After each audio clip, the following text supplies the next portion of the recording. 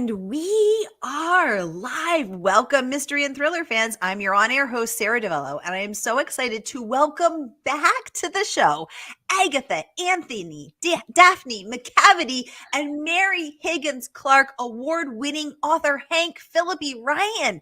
Hank is the USA Today bestselling author of 14 novels of suspense. She has also won all these incredible awards for her crime fiction, and she is the on-air investigative reporter for Boston's WHDH TV and has won 37 Emmys, 14 Edward R. Murrow Awards, and dozens of other honors for her groundbreaking journalism. National Book Reviews have called Hank a master at crafting suspenseful mysteries and a superb and gifted storyteller. Hank's novels have been named Best Thrillers of the Year by Library Journal, New York Post, BookBub, Pop Sugar, Real Simple Magazine, and all the others. And she is joining us today to give us the inside scoop on her current book out tomorrow, The Houseguest, which is a story of psychological manipulation that explores the dark heart of marriage and friendship. It is Gaslight meets Thelma and Louise, and the Library Journal starred review calls it binge-worthy.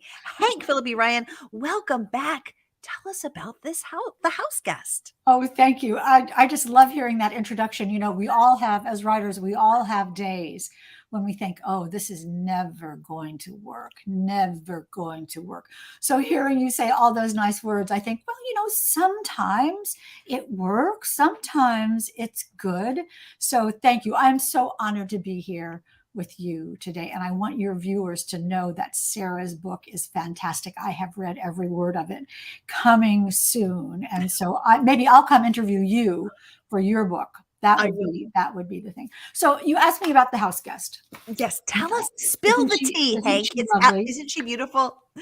And I feel like I should do this interview like this. Oh my God, yes. Yes. Oh, I should have had my sunglasses ready. next time. Anyway, I'm so grateful to be here today. There was this thing on Twitter. I don't know if you saw it ever, you all, but it said, can you describe your book in 5 words? Ooh. So I thought, sure, I can describe my book in 5 words. And then it would turn out to be really difficult. But the 5 words I came up with for The Houseguest were greed, divorce, betrayal, female empowerment, and revenge. Greed, divorce, betrayal, female empowerment, and revenge. So when you say Gaslight meets Thelma and Louise meets Stranger on a Train, that's kind of what it is. You know, it's not any of those in particular. And it might not be what you think about that combination, but that's sort of the feel of it. So then on Facebook, where you get to go longer, right? They had this thing that said, describe your book in 5 phrases.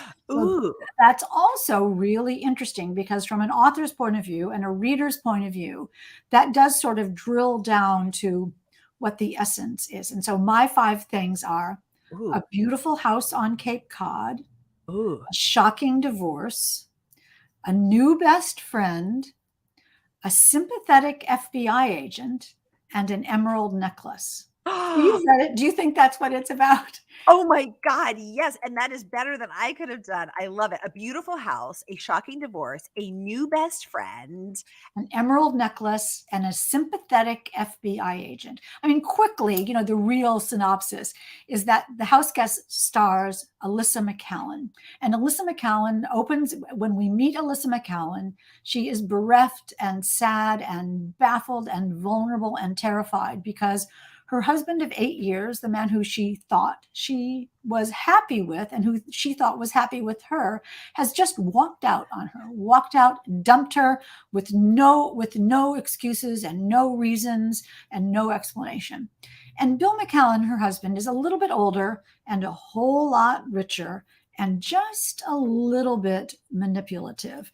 And it seems like, for some reason, which baffles Alyssa, seems like he's out to ruin her life. He's threatened to take not only their marriage, but their house and all of the money and all of their friends. And Alyssa is left completely alone and terrified because even though Bill is not supposed to be in the house without permission, she knows he's sneaking in and leaving her really ugly messages. Or maybe that's not true, but she doesn't know and she is terrified. So just when Alyssa could use a friend, she meets a brand new friend, a sort of seductive new friend who seems to be running from some problems of her own. And the two become quick confidants, and they decide that maybe they could solve each other's problems. And then the FBI shows up at the door. So, two strong women facing off in a high stakes psychological cat and mouse game to prove their truth about a devastating financial betrayal. But which character is the cat and which character is the mouse? And that is the house guest. Oh my God. And just like that, Hank Phillippi Ryan hooked us good the way that only Hank Phillippi Ryan I can. hope so. Oh my gosh. And I am so excited to get into every delicious detail because, Hank, we got a lot to talk about. A lot of tea to spill. But first, I just want to welcome everyone who's watching with us. We are live on 7 different destinations across Facebook and YouTube. So no matter where you're watching from, friends, you're in the right place. This is the right time. It is Mystery Monday. And because Mondays can be killer, we're going to make them a little less painful for you. So if you've been here before, you know the drill. And if you're new, we're so happy to have you. Here's the drill. This is your chance to ask the incredible award-winning best-selling author Hank Phillippi Ryan anything you want. So get the questions going in the comments. I'll get them right over to her. Julie says, hi, Sara and Hank. Hi, Julie. Welcome to the conversation. Always a pleasure to see you pop up. Catch a Clue, a.k.a. Wendy, says, hi, Sara and Hank. So glad to peek in for this event. Congratulations to Hank. Thank you. Yay. We have a mystery user saying, ugh, I want to read this. Guess what, my mysterious friend? You can. The book is out tomorrow. I am going to pop the pre-order link right here in the comments so you can grab your copy and pre-order. The good folks at Murder by the Book will send the book out to you tomorrow. So grab your copy because you're going to want it. Julie has a question. She says, Hank, what gave you the idea for this book? Great question. Oh, Julie, that's really a good question. I'm so glad to see you all today. I can't see the comments until Sara pops them up, so forgive me, but I love that Julie, that you are here. You are such a dear pal. So this idea came from 2 places really quickly. One, during the pandemic, I was working here in my office, and my lawyer husband has commandeered the breakfast room as his law office. And I realized that even though we are together all day, there are 2 rooms that divide us. I really had no idea what he was doing. I mean, he's a lawyer, and I know what lawyering is, and he and I talk about his cases in a kind of general way, and I'm interested in what he does. But honestly, I realized that for 8 hours a day, he's in the other room. I don't know what's going on in there. I just don't know. And on the other hand, I'm in here in my little office typing my new book. He thinks, but I could be doing something completely else. I could be typing all work and no play makes Hank a dull girl or anything. And I realized how easy it would be for either of us to be doing something in secret that the other one would never know. Ooh. And that reminded me of a person I knew a long time ago in another kind of lifetime, who had a wonderful job. She was a terrific woman. I mean, smart and savvy and successful professional person who would go off every morning to her fancy job and wave goodbye to her husband who was going off to his fancy job. He was something like an accountant or a real estate salesman, something like that. An insurance guy, I think actually he was. And they were all fine and they were all happy. And she went to her job and he went to his job, until the feds arrived at their door and arrested him. Turned out the husband had never gone to work, that the job was made up, that he had been staying home all day for years, doing really nefarious, illegal, ugly things on the computer, which we won't even discuss. And he was arrested, and she had no idea. Now, she is smart. She is a smart person who knows her stuff. You can't pull anything over on her. And yet, this person she loved and who might have still loved her was doing this really disgusting thing all day, every day, never going to work. And it was made up, and he fooled her. And so how can that be? I mean, we think about Ruth Madoff, who Yes. insists that she didn't know what her husband was doing, who insists. And we think, come on, sister, you're not paying attention. But Right. it could be true. And I did a lot of research about this. I'll tell you this very quickly. So it turns out that experts say that most of the time when a husband, we'll just use a husband in this particular example, when a husband is doing something nefarious, some sort of white collar crime or even violent crime, the wife has no idea until the police come. It is very, very common. And it's very difficult for them because there's this guilt by association. And people like me who don't know say, oh, come on. How could you not know? Come on. But they don't. They seriously don't. And listen to this. You know, Ted Bundy's girlfriend wife he was killing people while they were married and going out. And she's like, oh, so nice. You know, he seemed like such a sweet guy. And the BTK killer's family, nothing, no idea. There was a serial killer, then I promise I'll stop talking.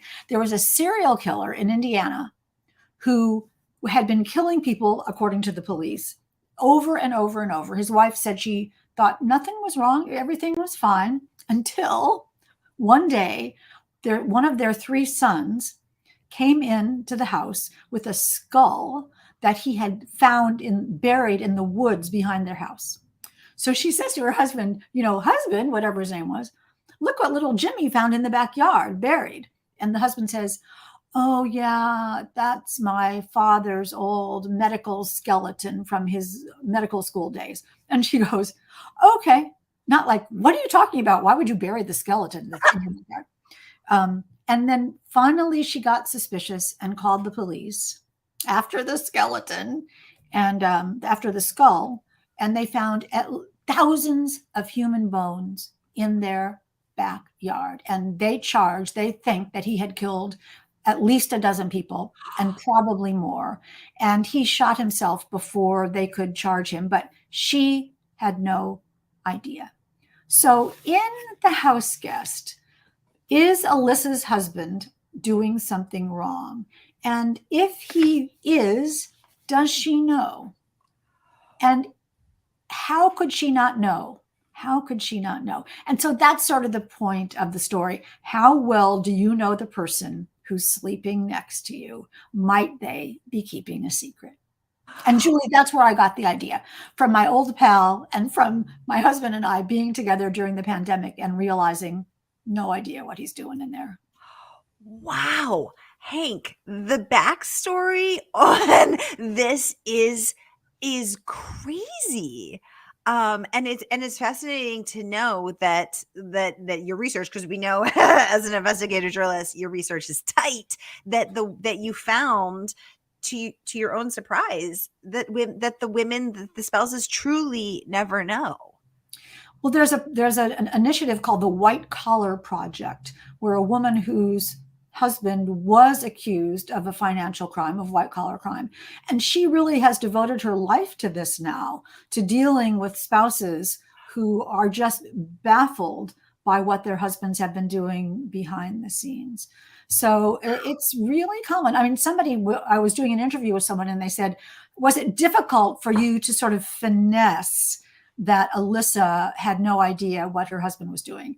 And I'm like, that's not finessing, sister. That's reality. I was surprised by it. I do have to say I was surprised by it, because I do think we all think we're smart. We would know when something was wrong, but it turns out that's just not true. Wow. I am fascinated. Thank you for this backstory, Hank, because I mean, you are such a gifted storyteller and obviously an award-winning 37-time Emmy award-winning investigative journalist. So you know what you're talking about. This is absolutely fascinating. Vicky saying gifted storyteller is an understatement for Hank. Absolutely. Wendy Catch a Clue saying, I cannot wait to read. Oh my gosh. Thank you so much, Wendy. That's so lovely because of Hank's very generous shout out. Vicky well, you might as well tell us the title of it. Broadway Butterfly, a jazz age slaying. Vicky saying she liked your sunglasses there, Hank, when you put a cool character there. Oh my God. Yes. Because they are. I love it. She is she I is should get I oh, should it's a get a big hat. I should fat get a hat. black floppy hat. Um mystery user joining us saying this sounds so good. Another saying hello, Sarah and Hank from South Carolina. Loved this book. I'm betting this is Anissa. I read this too. And so excited for pub day tomorrow. Vicky is saying she is terrified for Alyssa. I'm also terrified for Well, Alyssa. it's interesting because Alyssa is a really interesting character to me. Tell us. She was from a very hard Scrabble background, sort of scrounging for quarters in the couch cushions, and living with a mom who was very, very difficult, and she had really no money. She got into law school, and she went to law school, and her whole goal was to change the world and make the world be a better place. And then she met Bill. She meets Bill McCallan, who is a wealthy, very affluent, with inherited money and also money that he makes on his own. And he grew up in a very opulent society, country clubs, horseback riding, yachts, sailboats, houses in Cape Cod, all those kinds of things. And Alyssa, they really fell in love. He swept her off her feet. It was wonderful. She left law school for him. So here's a woman who knew what she wanted, but she just fell in love with a perfectly wonderful, reasonable person who was powerful. But as I say in the book, as she thinks, when power is on your side, it's a good thing. When power is not on your side, it's terrifying.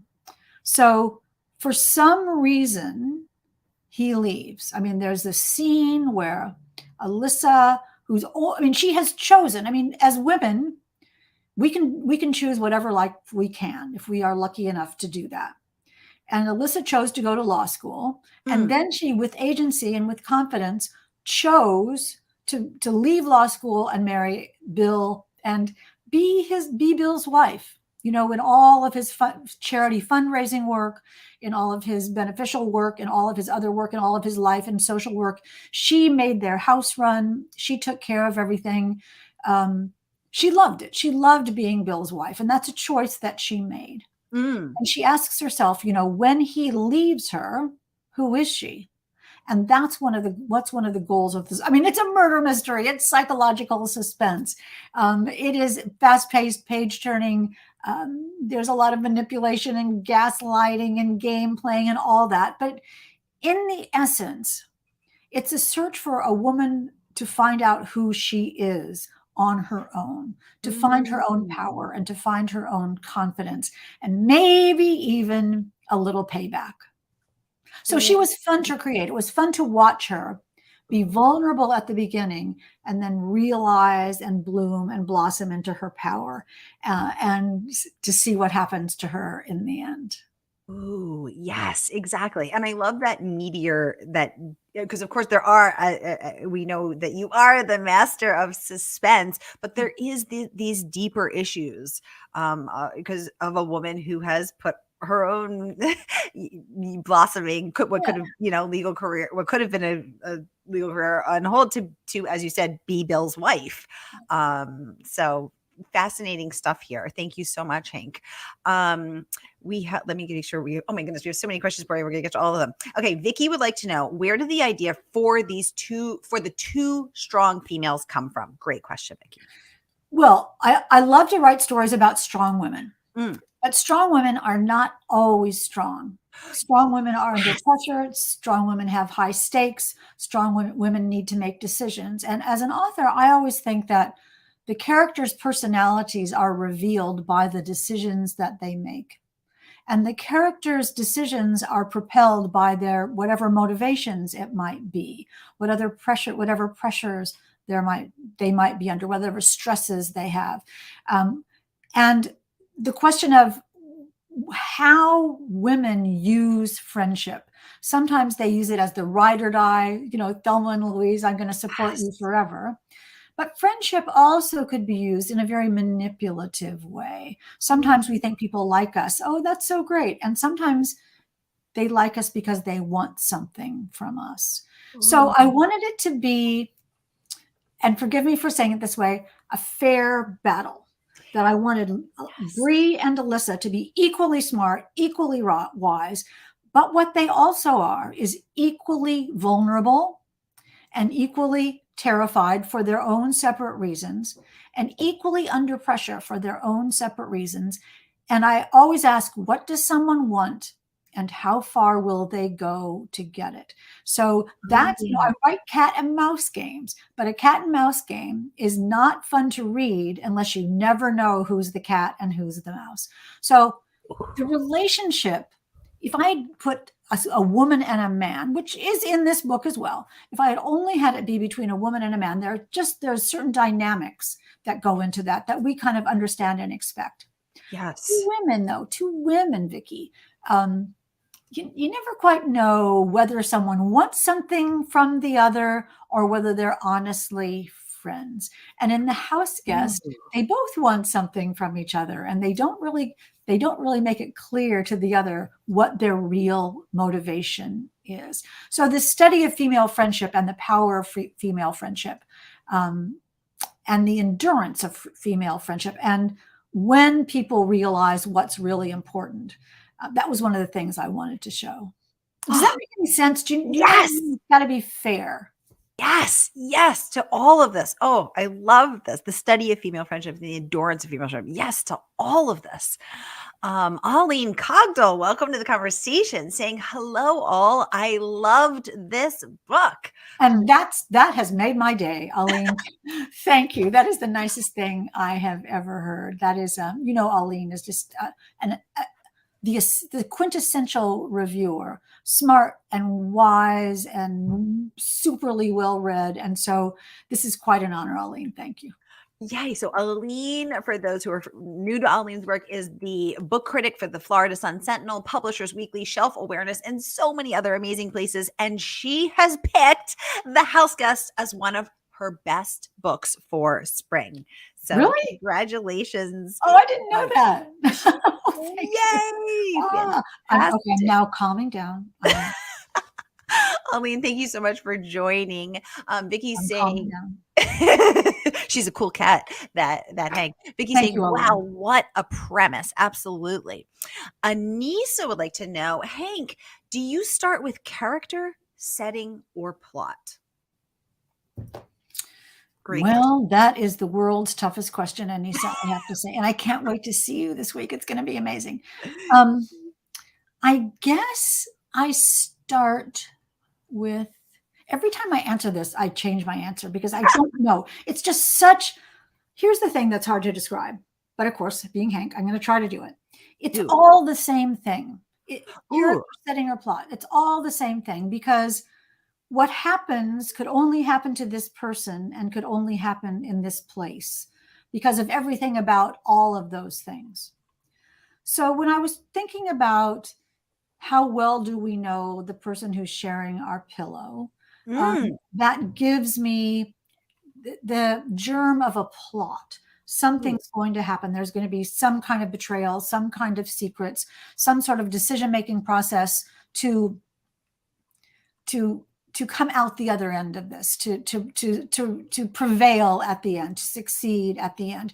Because in a mystery, in a thriller, like I write, psychological suspense, I want the reader at the end of the book to say, oh yeah, that was a surprise, but I should have seen it coming. And all the loose ends were tied up. I absolutely know what happened, and it's exactly what should have happened. So just like an investigative story, I start out with the idea of what if this happened? What if there was a woman who was married to a powerful, manipulative man, and she thought she was happy, and then he left? Why would he do that? What would happen? And does she really know what he's doing? Maybe she does. And when the police show up, she's trying to cover up. Or not. That's sort of how I went. So Anissa, I will tell you, I have a little tiny bit of a ephemeral idea, and I sit down at my computer and I type chapter 1. And then, you know what I start with? I can tell you this. I'll tell you this. I start with the first line. I start with the first line. And I will tell you what the first line of the Houseguest is. And it's never changed since the moment I had it, since the moment I wrote it down. Wow, it never changed. Nope, not a word of the first line. Alyssa swirled the icy olives in her martini, thinking about division. Now, not divorce, but division. Division of their lives, division of their property, division of their emotions, division of herself from who she is, division of just things moving apart. And then I started thinking about division. Then I started thinking about that she was the minus one in their relationship, not the plus one anymore. And it sort of became this, right, the first line never changed. So I had this feeling of someone who was in the most vulnerable place of their lives, and what would they do and how would they climb out of that? And that's sort of what I start with. So what is that answer? Do I just start with the first line? Do I start with a feeling? Do I start with a what if? I just don't know. I'm sorry for a terrible, Anissa, you have put me on the spot because to me, it's all the same. All those three things, character, setting, or plot, are all the same because they could only happen in that situation. I love that because they're Weston, which is a wealthy Boston suburb, is a character in itself. The setting, it becomes a character. And absolutely. So, and Weston, for anybody who's not in Massachusetts, Weston is instantly telegraphs affluence, ease, glamour, a sort of clubby atmosphere. And the question is, does Alyssa really belong there? So again, she's kind of a fish out of water, learning her way through this new milieu, through this new environment. And as she says at the beginning, she always felt that other people knew things she didn't know. And they were aware she didn't know. It was sort of a club that had rules that she didn't even know. So she's trying her best. She's a wonderful, compassionate person who is completely terrified. And that's how the book begins. I am loving this conversation. Vicky saying, Hank, please don't stop talking. Oh, yeah. I could listen to Hank Phillippi Ryan talk about writing and her characters and this book all day because it is so, I mean, I feel like I'm getting a master class. Vicky saying, scary story, that poor wife. Absolutely. Mystery friend joining us saying, hello, I'm sorry I'm late to the party. And what a party it is. Another friend joining us saying, I can't wait to get my book, The Houseguest, tomorrow. It's amazing. Tomorrow is the launch at Brookline Booksmith here in Massachusetts. Aline says, I'm in Fort Lauderdale. Oh, I wish I were coming to Fort Lauderdale. I'm going to Vero Beach, though, and that's not close, is it? Is it? No, it's not. But I am going to Vero Beach. I am going on book tour, which is going to be quite astonishing. I haven't been on tour for 3 years? And it's going to be incredibly interesting, but it just brings tears to my eyes to think of seeing you all and getting back on the road again. We're celebrating at Brookline Booksmith here in Boston tomorrow, so that should be fun as well. They have hosted me from the beginning, and it's been great. And Murder by the Book, I will come visit you. I absolutely adore that store, and I feel so lucky and blessed to be able to talk with you, Sara, today. Yay. Well, the book is out tomorrow, fam. So if Hank is not coming to your city, you can still be part of the conversation. So grab your copy, no matter where you're watching from, Facebook, YouTube, grab your copy. Here's the link. And the good folks at Murder by the Book will send you your copy out tomorrow. And then you can immerse yourself in the world of Alyssa and Bree and Weston, Massachusetts. And this. Let me tell you one thing. I'm just going to reach over here and get something. Yeah. I'm not doing this for everybody, Sara, but just for you and Murder by the Book. Yeah. I have these gorgeous, fantastic, I'm tearing them apart, book plates. Look at is that not so? Oh, that's beautiful. If you buy your book from Murder by the Book and then just email me, find me on Facebook or Instagram or Twitter, email me or direct message me, I will send you a personally signed book plate to put in your Murder by the Book book and some what do you call those things, Sarah? Bookmarks. I know this. And I will send you some bookmarks as well. So you buy your book for Murder by the Book. Cannot wait. Email me or contact me and I will send you a personally signed book plate and some bookmarks with much, much joy. Oh my gosh. Okay. So everybody, you heard it here. Hank will sign and send you a personalized bookmark. So here is the link. So grab your copy from a woman-owned independent bookstore, Murder by the Book. Send Hank your receipt. Just DM her on Facebook, Twitter, Instagram, or through her website. And Hank will send you a signed and personalized book plate with that beautiful, it looked like a Genki flower, someone is saying beautiful. Can you hold it up again? Perfect. Thanks, Hank. We'll send you a signed and personalized book plate. This is so exciting, everybody. So grab your copy. Here. Vicky is saying those are beautiful. Someone else is saying, wow. Anissa is saying Hank is the best. Aline saying Murder by the Book is such a great store. Yay. Everybody. So, and you have another request for someone to come to Fort Lauderdale or Delray Beach, please, Hank. Welcome to the conversation, Lev AC Rosen, joining us from YouTube, saying everything Hank writes is always spectacular. You have read Lavender House, haven't you? Lavender House, Lev Rosen's one of his books, is most recent book, is absolutely amazing. And his new book is coming out, which I can't remember the name of, something about bells. It's the second in his series. Lev, put it in the comments what the name of your new book is. Tell us. Bell in the Fog. Bell in the Fog. Is that what it is? If you would send that to me, I would remember it. But congratulations on another, I'm sure, fabulous book. Lavender House too, not to be missed. Hint, hint, Lev, send it over. Yay. Oh my goodness. Okay. So many great comments here coming on. Julie saying, thank you for answering her question. Vicky saying such fascinating backstory. We have another friend joining us from Southeast Florida. Thank you so much. Wendy saying, wow. We have a mystery user saying, how well do you ever know somebody? Angela Anderson joining us from YouTube saying hello. So exciting. And she said she is here for that cover. So it's interesting, isn't it? The way they've handled the cover. First, let me show you. You may not see. You see the reflection in her sunglasses, which is two empty deck chairs or patio chairs on an infinity pool. And it is a really critical scene in that book. What happens in that infinity pool? But who are those chairs for? Who is this gorgeous, enigmatic woman on the cover? I will not tell you who that is. I'll let you decide. But she certainly has some sort of agenda, doesn't she? I told them I was hoping for enigmatic, mysterious, and glamorous, and that is certainly what I got. That is certainly what I got. They nailed it. Vicky would like to know, Hank, which character was the most challenging for you to write?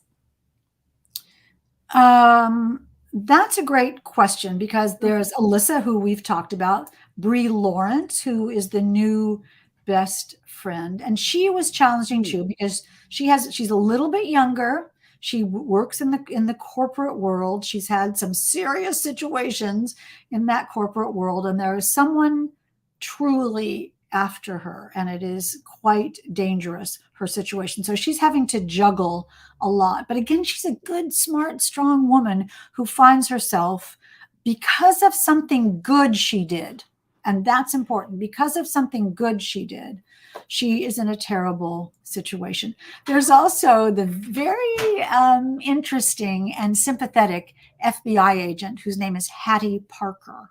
And talk about women using potential friendship and sympathy and empathy as a weapon. Is she doing that, or is she actually compassionate? There's Bill McCallan. He was the most fun to write, I have to say. And the most challenging to write was probably Alyssa. I wanted you to love her, and I wanted you to be afraid for her, but I wanted you to be not quite sure of her, all the while absolutely telling you the truth. I am the most reliable narrator that and Alyssa is too, indeed. And then there's Des Russo. the extremely handsome and also mysterious Des Russo, who comes into the story with an offer, a tantalizing offer of his own. So is he interested in Bree? Is he interested in Alyssa? Or is he interested in something or someone else? So it's all sort of a Rubik's Cube characters. And every day, Vicki, every day someone was challenging to write, and every day someone was a joy to write. That's sort of the fun of it. There wasn't in this book one person who really gave me trouble.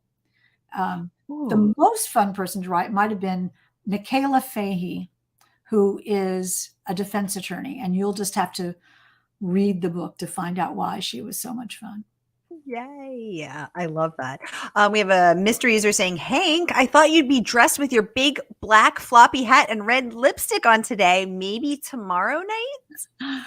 Oh, no promises. I don't know. I have to admit, it did cross my mind to wear the big floppy hat and big glasses and red lipstick. I probably will stick with the red lipstick and possibly the glasses, but I'm too nervous, you all. I can completely admit to you that I'm 100% nervous about this launch. So I'll be happy to get there standing up straight, let alone dressed up. And it's a good idea. If you're coming tomorrow, you wear a black hat and red lipstick and sunglasses tomorrow night. That would be so much fun. Did you say why are you nervous? It's a big deal. It's a big day. Launch day for an author is a really big day. I mean, I have worked for more than a year on this book. I've poured my brain and my soul and my life into this book. I do give 100% of myself for every book. And then there's the moment when it goes public, and I can't help but I'm thrilled, I'm delighted, but there are mixed emotions in these kinds of things. Here it goes, and we'll see what happens. So I'm 100% excited, but I will admit to you, since it's just you, that I'm the littlest bit nervous as well. So even 14 books in, even 37 Emmys, even Agatha, Anthony, Daphne McCavity, multiple times winner, and Mary Higgins Clark award winning, even after all of that, Hank Phillippi Ryan, you're still a smidge nervous. Still a smidge nervous. But when I see, but Murder by the Book is such a marvelous bookstore. And to have your enthusiasm and support is just such an honor to me. So thank you. Well, this book, Hank, is racking up all of the praise. Library Journal awarding it a starred review, deeming it, quote, binge-worthy. Publishers Weekly raving Ryan is a master of suspense. GOODREADS, most anticipated thriller of 2023. BOOKBUB, most anticipated thriller of 2023. Crime Reads, most anticipated thriller of 2023. And we haven't even gotten into all of the praise yet, coming in from everybody from the king himself, James Patterson, who raves the Houseguest is great. Ryan creates memorable characters. I'm going to pop this up so we can all read it together. Then pulls off the nearly impossible. She orchestrates half a dozen twists, turns, and backflips, and then sticks the landing. What a pleasure to read this. I mean, incredible, incredible praise. Hank, congratulations. Thank you. Yay. As he's talking about is James Patterson. I can't believe a blurb from James Patterson, who is such a joy. What a good guy. And he hosted you live with 300, 400 attendees on the last book. Oh my gosh. Hank, you got so many questions coming in. I want to get to every single one. So Aline would like to know, Hank, will you ever go back to writing a series? Oh, what a very sweet question. Thank you. I am under contract to write another in the Jane Ryland, Jake Brogan series. Oh, okay. And I hope to do that. I love that series. I also love the Charlotte McNally series. I'm very emotionally attached to both of those series. I do think there's a power in a standalone that is difficult to get in a series. I'd love to know Aline's advice, but in a standalone, the reader can have no expectations because the author can do whatever they want. So anybody can be good, and anybody can be bad, and anybody can be lying, and anyone can die. unlike in a series where Jane Ryland is not going to die in book 5 because she's coming back in book 6, and the reader knows that. The reader knows the stakes cannot come from the mortality of the main character, and that's a challenge for writers. How to keep a series be page turning and immersive and propulsive, even though every reader knows that the main character isn't going to die. But in a standalone, for Alyssa and Bree and Des and Bill, this is the biggest thing that's ever happened to them in their lives. The people will go on, have had a life before the book, and some of them will go on after the book. I'm not telling you who, but this is the most important thing that's ever happened. And that is the power of a standalone. And I really love that too. All or nothing, all on the table. And it's my job to keep readers surprised. And I really love that. Great question from Aline and great answer from Hank. I want to let y'all know that Hank is also the author of the Jane Ryland series. Here are those books: The Other Woman, The Wrong Girl, Truth Be Told, What You See and Say No More. And Hank is also the creator of the Charlotte McNally series, Primetime, FaceTime, Airtime, and Drive Time. I have read all of those books in both series. I've read every single one of Hank's books. And I love both of these women. Charlotte may be my favorite, but I'm not sure. I also really love Jane. Aline says, Jane better not die, Hank. Yes, ma'am. I think you don't want to mess with Aline. Thank you. I love Jane too. Lev saying, Hank, I think that all your books are standalones, but we actually do have some series here. But he would like to know, would you say there is a thematic through line? Ooh, great question. Yeah, that is a great question. Very thought-provoking. I think it might be the meaning of justice.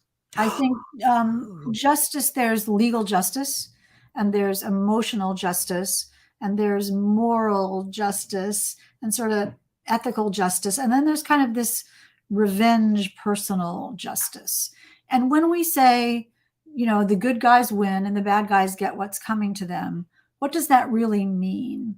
And how do we know what's true and right? Now, you all know my books are psychological suspense, domestic suspense. They're thriller. They're entertainment. They're completely entertainment. But I want you to miss your stop on the subway because you're reading the book. That's how I feel about it. But I do think one of my goals after you read the book is to have you say, I wonder what I would have done. I wonder if that's really, I'm glad I thought about it this way. You showed me another side of the story. You showed me another point of view. You showed me another way of looking at the world. You taught me a little bit about, you opened the door to a little bit of justice. So I do think it's it sounds so highfalutin, but I think my books are about truth and justice and how we all search for that, although it may mean different things to different people. Oh my God. I feel like I'm not only getting a master class, I'm getting a life class. This is powerful stuff, Hank, because I think I've started to think about justice differently, because I think at first we all have a simple, or at least I did. I can only speak from my own experience. I had a more simplified idea of justice. This happened. Someone's got to be punished. This is what it looks like. But when you really start to think about it, how can we value a life or the taking of a life? How can we value the crime and the effect that has had and the toll that it takes on various people involved? How do you exact justice on that? So I like how you said emotional, ethical, and also it's not only. Certainly there are murders in all of my books, but it's also what we do to each other emotionally. Sometimes I often think that the destruction that we do to each other by what we say and what we do and how we try to convince people and manipulate people can be just as devastating as what happens with a weapon, because our minds are very powerful weapons. And that's why I write psychological suspense, to show sort of the terror of what people can do just by trying to convince them of something, just by trying to manipulate them into doing what they want them to do. Lev saying that is such a great answer. And I totally agree, Lev. Thank you for the thought-provoking question. Hank, thank you for the mind-opening, heart-opening answer. Susie Baldwin saying, perfectly said, Hank. Margaret Pinard joining us live from Portland, Oregon, saying, I'll take highfalutin if it brings justice with it, Hank. Part of your mighty blazing team there. Absolutely. Oh my gosh, Hank, you are getting so many questions. I want to get to every single one of them because these are going, people are just loving you, and we're loving this conversation. So Hank is promising he will send an ARC when they are in. Lev and I are just talking during your show. This is just, we're just passing notes behind you, Sarah. Oh my God. Okay, perfect.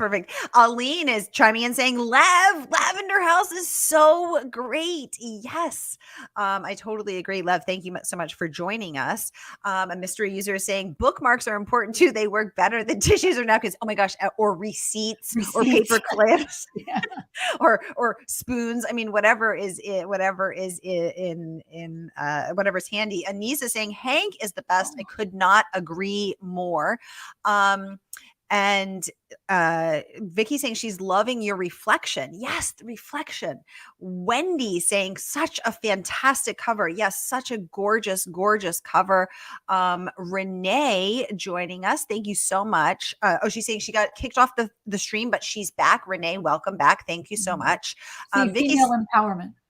Yes. Talk about Vicky saying so many questions to be answered as you read this book. Absolutely. Thank you guys for all these wonderful, wonderful questions. Vicky saying so many layers and intriguing characters. I mean, everybody's and it's so interesting how the questions are so wonderfully similar, and I'll talk about the pieces of this book, and that is the hardest part for me, is the end, because I don't know what's going to happen in the end. I have no idea what happens until I get there. And at some point, about 7, I'm typing along and I'm thinking, ooh, this is interesting. Ooh, this is surprising. Who'd have thought that would happen? And then at some point I have to finish it. I have to decide who the good guys are and who the bad guys are, and how everything I've already written can be braided together to make sense. And that's the hard, like a Rubik's Cube, going, taking all the parts that I put in the book until I get the solution of the puzzle. And so I have said to my husband, I don't know, this I might have written a mystery that I can't solve. That'd be a problem. Wait, that's the first time? I'll tell you, when I finished The Houseguest, I was by myself in this very study. I was by myself, and I stood up and applauded when I figured out the ending. I applauded, and I sat down, like, how embarrassing is that? But I love that. When it just, when it works, you just get this little shiver and you think, oh yeah, that's exactly what should happen. And that's what happened in The Houseguest. I love knowing that A, you wrote it right in this very study, and B, that you had this moment. I mean, Hank, this is so cool. Oh, Renee is saying that she's the one who was asking about the hat and lipstick comments for tomorrow's launch party. Renee, thank you so much for letting us know it was you. Nancy saying, don't forget the sunglasses. Absolutely, Hank, you got to come in full disguise, full character. Vicky is saying you have nothing to be nervous about. This book promises to be a bestseller. Absolutely. Wendy's saying she's sorry you aren't easy. It is going to be so wonderful. Susie joining the conversation. Yay. This is so great. Thank you, everybody. Never too late, dear Susie. Thank you. She says she is thrilled to have read an early copy, and it is fabulous. Capital F for fabulous. Susie dressed up like the Houseguest and sent me her photo. I've gotten Kimberly Bell did it, and Sarah Stewart Taylor, and Susie sent me, and Shannon Dolgo sent me pictures of themselves dressed up like the Houseguest. I want to see you, Sarah, in this. Oh my gosh! Okay, you're perfect for it, 100%. So send me that. I'll post them like crazy. You all challenge accepted. I will try to do that. I will try to do this. I mean, I'll try to do it justice because she's gorgeous. We have Renee is saying justice is such a great theme. Vicky saying, yes, so good. What is justice? Loving this. Leslie is joining us from Canada. She got cut off, but her full comment is here. She says, Hank, is it hard to keep all of your books from being formula style? How do you change your approach? Yeah, because you're 14 in and every single one feels fresh. Well, that's a great question, Leslie, and hi. I'll take you back to being a television reporter. And I've been a television reporter for 43 years. And for the first 20 or so of those years, I was a general assignment reporter. I promise you this is to your point, Leslie. We love stories. Take as long as you need. For the first 20 or so years, I was a general assignment reporter, which means you go to the station in the morning, you get assigned to a story and you go do that story. I did a lot of fires and SWAT teams and hurricanes and political campaigns and I don't know, murder scenes, everything. And someone said to me once, "Oh my golly, you covered another fire. Aren't you sick of covering fires? Aren't they all the same? Couldn't you just plug in a formula?"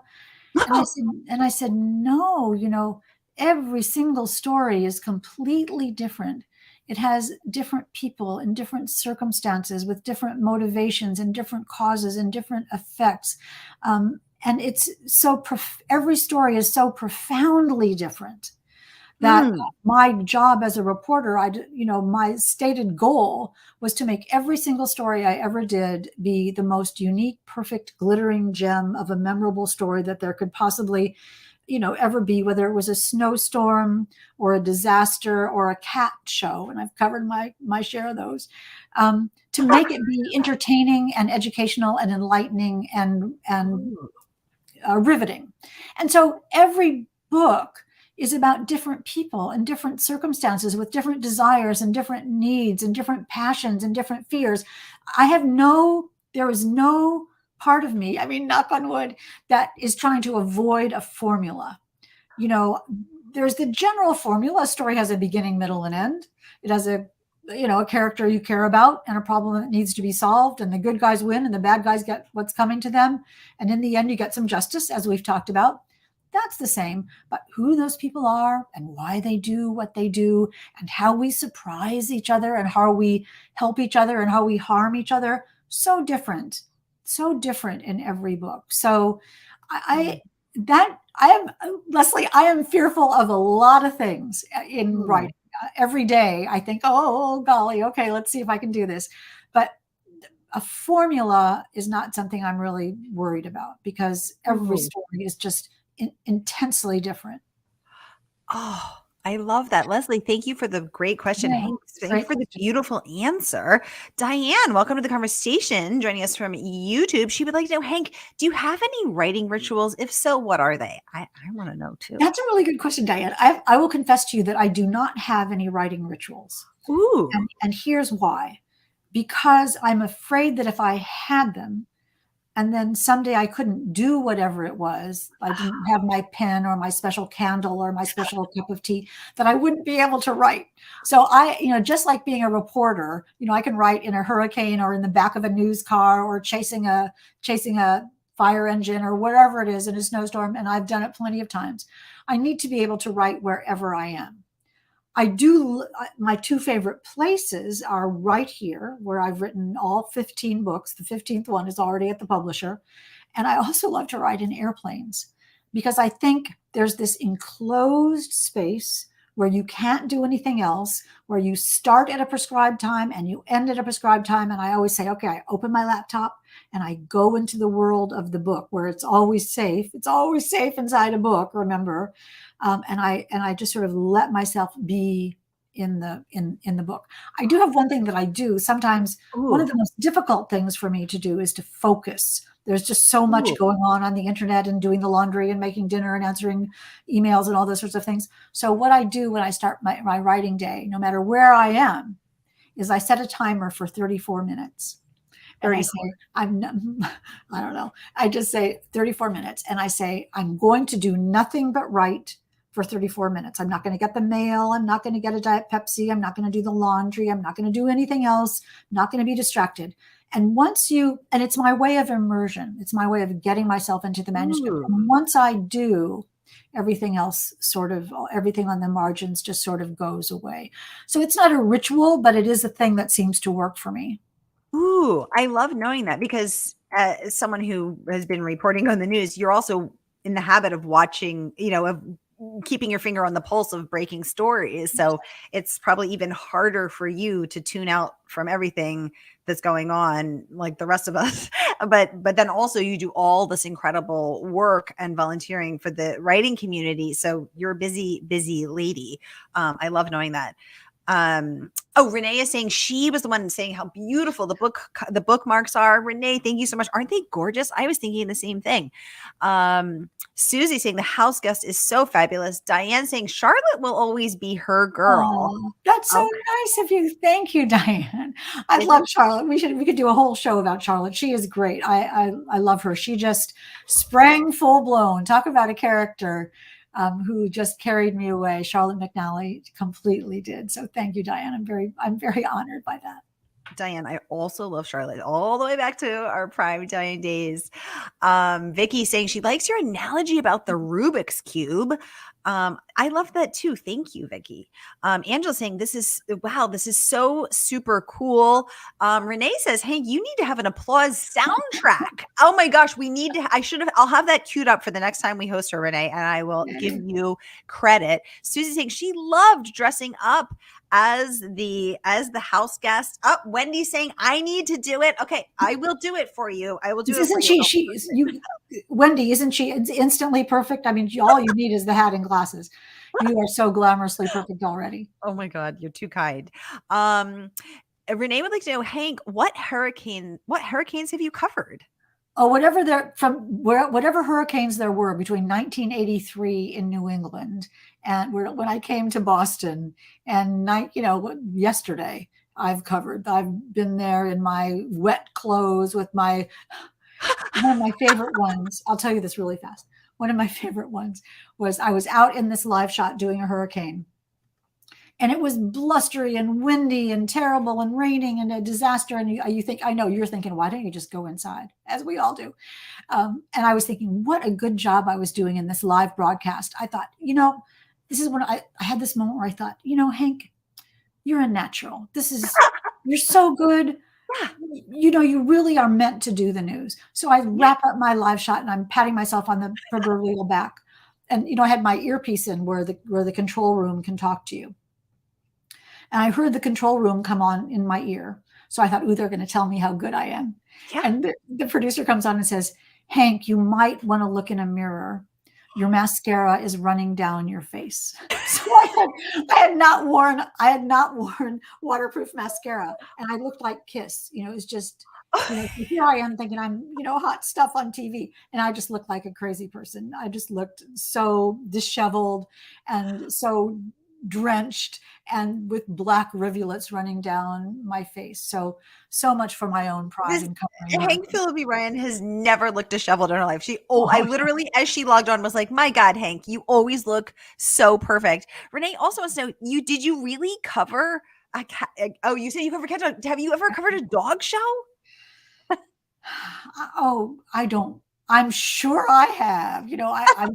I have certainly covered cat shows, which I remember, and quilting shows and sports events and science fairs and all those wonderful. I mean, every single thing is hilariously fun. For a while, I was the feature reporter at Channel 7, and I did my news stories in poetry and in songs, and it was really, really. I was the funny one for a long time on TV until I finally said to the news director, I don't think I'm the funny one, really. I think we actually had Something Out of Nothing Productions. If the show needed like a feature or a kicker, the story that's on at the end of the show, they'd say, go get Hank, she'll come up with something. And they would call us Something Out of Nothing Productions because I could make a story out of nothing.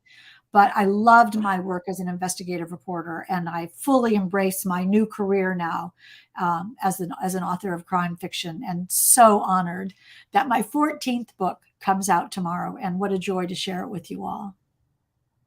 And thank you for that perfect cue up. So y'all, here again is the link to pre-order. So grab your copy, and the good folks at Murder by the Book will send you your copy out tomorrow when the book drops. Then DM your receipt to Hank Phillippi Ryan on Facebook, Twitter, or Instagram, and Hank will send you a gorgeous signed and personalized book plate. And I just want to remind y'all, signed books make their best gifts. So I shop year round for Christmas, for birthdays, for Hanukkah, for Yom Kippur. I do it all. And I am collecting those signed books throughout the year so that when the holiday or birthday drops, I have the perfect gift for my loved ones. So And also think about this. How good a gift is this as a house gift? If you come to stay at someone's house, or if someone's coming to your house, just put this on your little nightstand and give it to them as a gift. It might be a little bit of a warning too. Don't stay too long. Oh my gosh, totally. I love that. Thank you for the clapping and the love. Susie saying, thank you for wonderful discussion. Wendy saying, congratulations, Hank and Sara. Thanks for hosting. Oh my God, my pleasure. Renee saying, thank you, Sara and Hank, for fun and wonderful conversation. Margaret is laughing with us in Portland, Oregon. Trisha Blanchett says she cannot wait to read this book. Hi, Trisha, founder of Operation Delta Dog, my favorite charity, an amazing fantasy YA author herself. Margaret's saying Paul Stanley look for the next cover. I would see it. So many great comments. Lev is laughing with us. Lev, maybe you should do the cover. Let's see you in a big floppy hat. Oh my gosh, Hannah Mary McKinnon, your partner in crime with First Chapter Fun with Hank and Hannah. Hi, Hannah. Thank you so much for joining us. So lovely to have you here. Everybody, thank you so much for all these amazing questions and comments. And Tanya, who is blonde thriller lover on Instagram, picked this as one of her favorite books of the year as well. We're live to her Facebook group as well. That is Thriller Book Lovers. Shout out to all y'all. Susie saying Hank is the busiest lady I know. She does so much for authors and readers of the communities. Thank you, Susie. It's true. Hank is literally the most generous, most giving author and a writer of writers. She is known in the community. You're so, so right. Angela saying she loves your 35-minute writing sprints. Margaret saying, yes, those 34 minutes. Oh, last question coming in from Renee. She wants to know, Hank, do you write at a specific, is there a better, most particular time that you are most productive? You know, I have a lot of writer friends who write early in the morning. They get up at the crack of dawn at 5 or whatever time that is, and come to their computer, and they even say they don't have coffee because they don't want that filter. They're just doing it in the miasma of the morning. I'm like, no. If I came down to this computer at 5 in the morning, you would find me with my head clonked on the desk, totally asleep. But starting in the late afternoon, and on until about midnight, I'm pretty good. Yes. And I think the reason for this is that after all those years as a reporter, my writing metabolism starts gearing up as it gets closer to the 6 o'clock news. My brain knows I'm supposed to be on the air at 6, so I have to be writing my story to be ready at 6. And then again for the 11 o'clock news, my brain says, it's time to get ready. And so my writing brain kind of kicks into gear at around 2 in the afternoon and can go till midnight. So is that a night owl writer as opposed to a lark? Yes. I'm late night. I'm a late nighter. Me too, Hank. Thank you. And I also kick on at 2 p.m. And I also go to midnight. I knew I liked you, Hank. Oh my gosh, Angela, I'm sorry I didn't see your question. Angela, joining us from YouTube, wants to know, Hank, what do you so enjoy about writing in the psycho thriller, mystery, and suspense genre? Yeah, Hank, what do you love? You know, I love to be surprised. And because I'd love to be surprised, and I'd love to be thrilled, and I'd love to say, oh, I didn't see that coming. You know, I remember when I was a little girl and read Murder on the Orient Express. I remember that so profoundly. Yes. And I remember getting to the ending. I won't spoil it, but if you haven't read it, obviously you must. And the ending is so brilliant. And I thought, how did she do that? How did she possibly do that? So I love seeing if I can take puzzle pieces and put them together in what seems like a puzzle that you can recognize, and then say, watch this. And you turn the puzzle over and there's a completely different picture on the other side. I was telling you everything, but you just weren't looking at it in the right way. I love that, a sort of sleight of hand that authors can have, that magic of drawing people into the story and having you try to figure it out and having you be wrong. Angela, that's what I love, is I love making up stories that surprise you and intrigue you. And I hope that you at the end will stand and applaud and say, ooh, I never saw that coming, but I should have. So that's really fun. Again, I don't know what's going to happen next. So when people say, what a twist, I say, I know. I was just as surprised as you are. Oh, wow. Angela, thank you for the great question. Hank, thank you for that answer. I did not know this about you. Margaret, I'm sorry, I missed your question too. She wants to know, Hank, you work for a year and the launch is your shot to bring it to the world. Is broadcast journalism like or unlike this feeling? Yeah, it's interesting, Margaret. And Margaret is the producer of Crime Time on A Mighty Blaze. So we cannot do Crime Time on A Mighty Blaze without her every Tuesday at 4 p.m. ET, except tomorrow when it's 3 p.m. ET on Facebook, because I have my launch and I have to be ready. So anyway, and it's Harriet Tice tomorrow. So a marvelous book. So Margaret, is broadcast journalism like or unlike this feeling that your launch is your shot? Yeah, and the bigger the story, the higher the stakes. So when I was doing day of news, that I would come in the morning and do a story that was on at 6, the stress for that, the pressure for that is instant. It's very acute stress. And you go out and find the story and report the story and write the story and produce the story and put it on TV and it's on. And then it's over. So boom, this little burst of energy. And the next day, another boom, a little burst of energy. And that's, but an investigative story, which may take months to do, and you're taking hours and hours and hours of video and hours and hours and hours of interviews, and taking just the little gorgeous gems and putting them together in the most entertaining and the most news breaking, the most journalistically valuable way. And you cannot make a mistake. Remember, I can't get one thing wrong as a reporter. And that there is almost nothing like the heart-pounding nerves of when somebody pushes play and your story is on the air, because there it is. And that's more what a book is like. When that book is printed, and here is this gorgeous book, and here it is, and some people are going to love it and some people aren't, and I have no control over that. I can only write the best book that I can, and I can only write the best news story that I can, and then I just cross my fingers. So yes, really wise question. It's very, very similar, that moment of here we go, and there's no looking back. Margaret, thank you for the thoughtful answer. Thoughtful question, which provided us this even more thoughtful answer. Angela saying, and speaking of that cover, this book had me at that awesome cover. Absolutely. Anissa saying, great answer. Thank you. And she will see you Thursday. Oh, mystery user would like to know, Hank, you didn't change the first line of this book. Do you ever change the first line? What a good question. I don't think I ever have. I really don't think I ever have. Wow. Anissa was asking earlier a question that still haunts me. Do I start with character, plot, or setting? And I do think I've got to get an answer to that. I do think I start with the first line. I think I start with the first line. And once I write that first line, someone once said, the first line is your whole book. And every single time that's been true. And I guess that when my subconscious comes out with that first line, somewhere in there is the whole book. I just don't know it yet. I love that. And Hank also is part of the first line competition at Thriller Fest for ITW. And Hank getting up in front of that ballroom of hundreds of people and sharing the best line that she had chosen from her masterclass actually made me completely rethink and redo the first line of my book. I love that. Vicky saying, what a great first line it is. So many directions that you can go from there. A mystery user saying that is really interesting, Hank. Absolutely. Y'all, thank you. Someone else saying, Hank, happy early pub day. Y'all, the book is out tomorrow. The link is in the comments.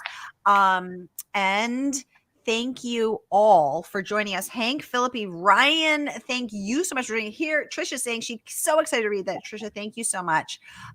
Y'all, get this book. Do yourself a favor, and then and let us know what you think. Come over and join the Mavens on Facebook. Let us know what you think. Hank, thank you so much for joining us. Happy pub day, and congratulations on all of this amazing price.